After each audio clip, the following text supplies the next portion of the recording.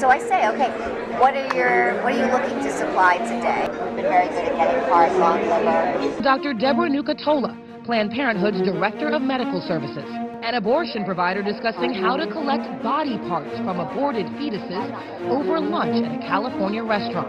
So I'm not going to crush that part. I'm going to basically crush below, I'm going to crush above, and I'm going to see if I can get it out intact. So what Ethis has said to me is, look, if they were giving women abortions and they changed their technique, they changed their practices in order to get the best quality tissue after the abortion, that's problematic. For example, so I had 8 cases yesterday, and I knew exactly what we needed, and I kind of looked at the list, and I said, all right, this 17-weeker has 8 pounds. I just want to show the audience, this is what a 17-weeker looks like. This is not a pro-choice argument right now, or a pro-life argument right now, but this is a 17-weeker. And the gruesomeness of her attitude is what has resonated with people in watching this. I knew which were the cases that were probably more likely to yield what we needed, and I made my decisions according to that too. So it's worth having a huddle at the beginning of the day, and that's what I do. You know, in negotiations, the person who throws out the figure first is at a loss, right? So. And if they can do a little better than break even and do so in a way that, you know, seems reasonable, they're happy to do it. The 2 big charges are you profit and you commingle. Can you prove that those are untrue? And if not, why wasn't it done at the hearing yesterday? What did that reimbursement go towards?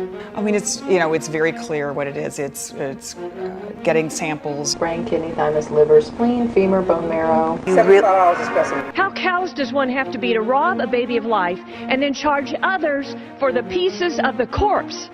This is beyond disturbing. I want a Lamborghini.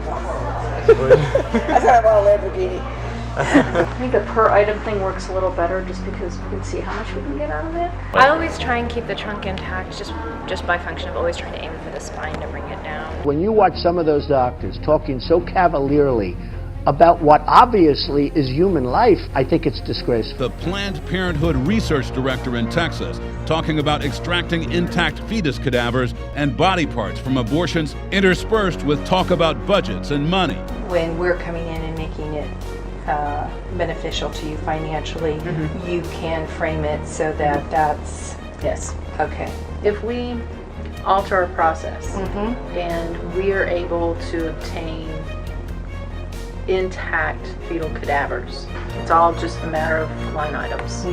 Texas does have hard evidence showing Medicaid fraud as well as violations of federal and state law concerning abortion procedures. Fox has exclusively obtained letters and documentation outlining the contractual arrangement between STEM Express, a top fetal tissue procurement company, and several abortion clinics, including 2 Planned Parenthood affiliates. I mean, Planned Parenthood has volume.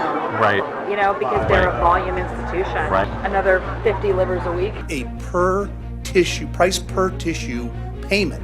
That informs me that we're talking about the sale of a part and not some reasonable cost. We have independent colleagues who generate a fair amount of income doing this. Panel Chair Marsha Blackburn alleges the contract shows STEM Express was allowed to illegally review patients' most private medical and personal information in order to match them up with the daily orders STEM Express had for specific fetal organs and body parts. The technician then goes to the woman, befriends her, and coerces her to give consent by lying to her, and this is a Planned Parenthood order consent form. I agree that's an inappropriate statement and should not have been made on that form. I don't know who wrote it. That would not have made it past my IRB either.